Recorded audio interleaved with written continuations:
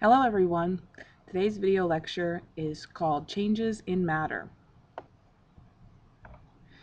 In this lecture we'll talk about what is a physical change and what is a chemical change. Some of the key terms to be listening for are physical change, chemical change, dissolving, and the law of conservation of mass. Let's get started. Matter can change in two ways, either a physical change or a chemical change. A physical change is any change that alters the form or appearance of matter, but does not make any substance in the matter into a different substance. A physical change can be a change of state, solid, liquid, or gas, or a change in form or shape. Dissolving, bending, crushing, breaking, chopping, for example. It is a physical change if something dissolves, it changes shape or size, or the substance changes phase. A physical change can be reversible or irreversible. And the substances may seem different, but the way that the atoms link up is the same. So essentially, the substance that you started with should have the same physical properties as it did before. It's just changed in some way. It should still behave physically and chemically the way it did prior to the change happening. Here's an example of crushing an aluminum can, a physical change in the aluminum can. It's still an aluminum can when we're done with it, it's just been changed physically.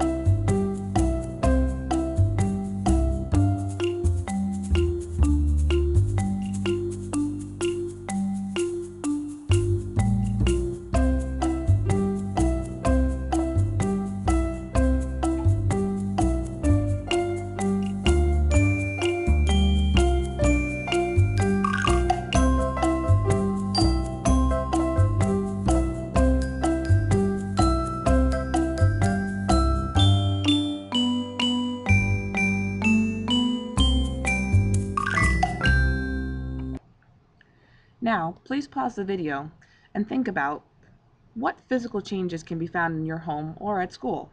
Choose things that are not mentioned in class or in a textbook.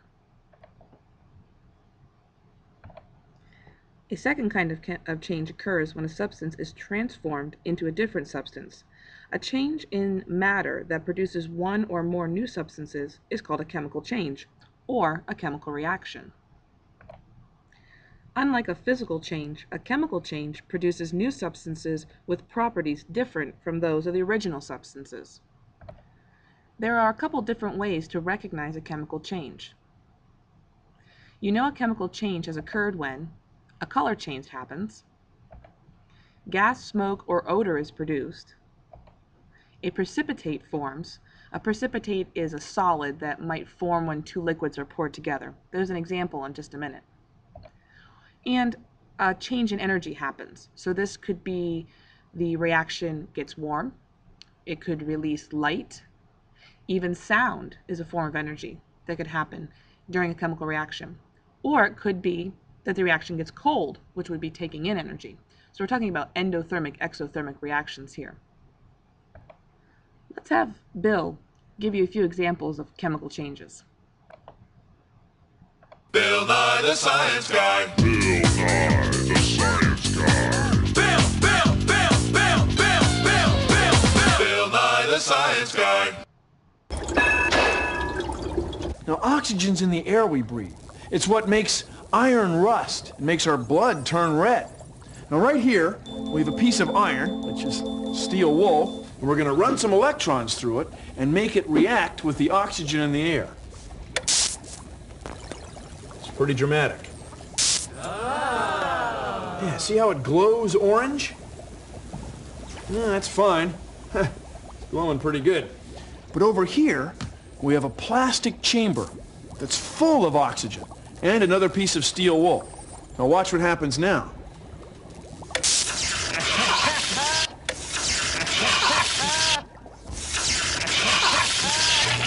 Pretty cool. See all the energy that's given off? And the energy's given off because the electrons are recombining with other electrons, making a chemical reaction. So in this reaction, energy's being given off. And in this reaction, we ran energy through the water and it separated into hydrogen and oxygen. Now what would happen if we let these two recombine? We should get water again, right? But we should also get a little energy. Well, we can do that because in this balloon, we have hydrogen and oxygen mixed together.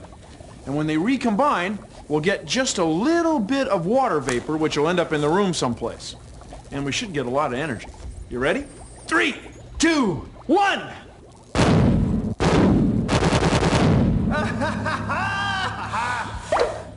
Now that's a chemical reaction.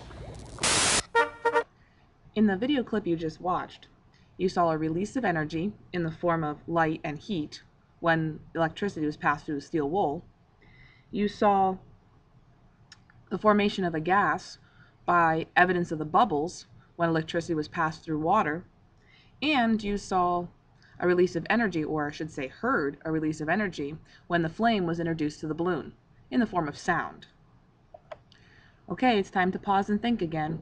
List 5 chemical changes found in your home or school. Choose ones that are not mentioned in class or the textbook. Now that you've had time to think about some chemical changes that you find in your home or school, here's examples of chemical change that we'll talk about in chemistry. Combustion, electrolysis, oxidation, and tarnishing. Combustion happens when you burn things such as gas, oil, or coal. Oxygen is needed for these types of reactions, and usually heat, light, and new substances are produced.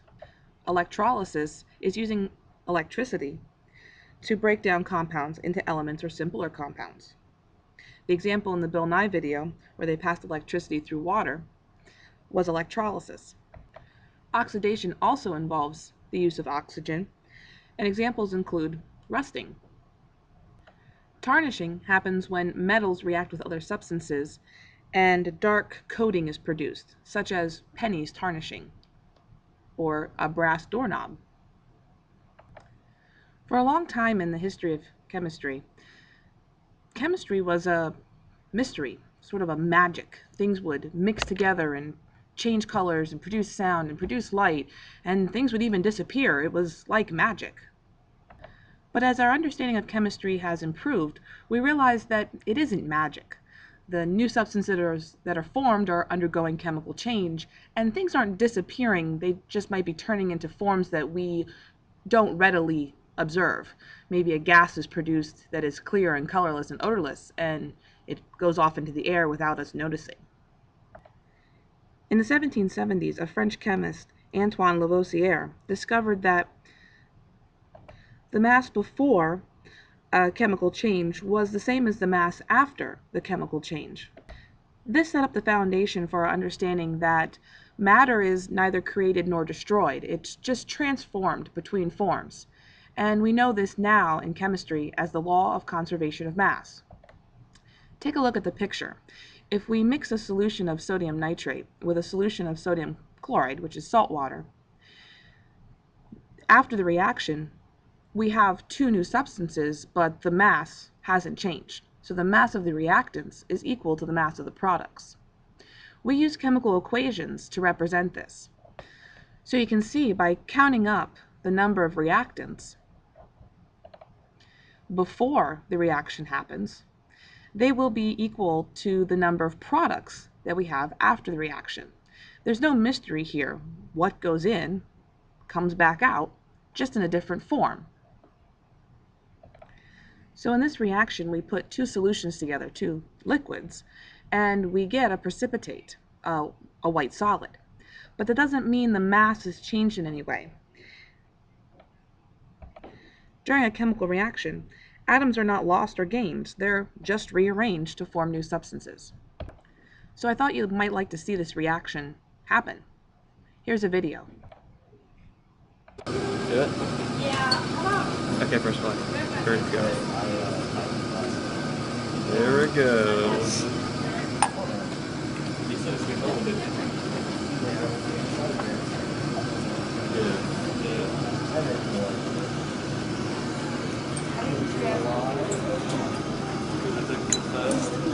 What was it, like 6 seconds? He's like, Basically, it's like.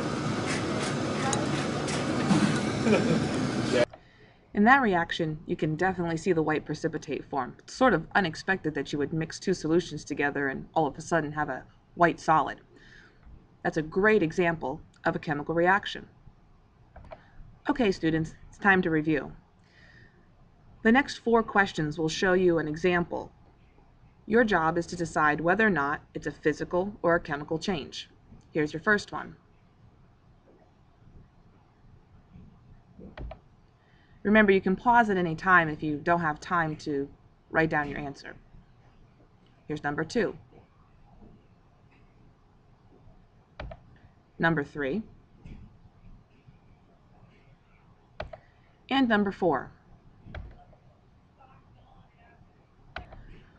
For the 5th question, take a look at the reaction in the image below. How does this image demonstrate the conservation of mass during a chemical reaction? And what evidence is there that a chemical change has occurred? Pause now while you think and write down your ideas.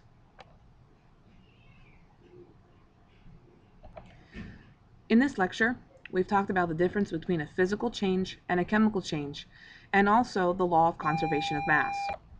Oops, guess that's my cue. The end.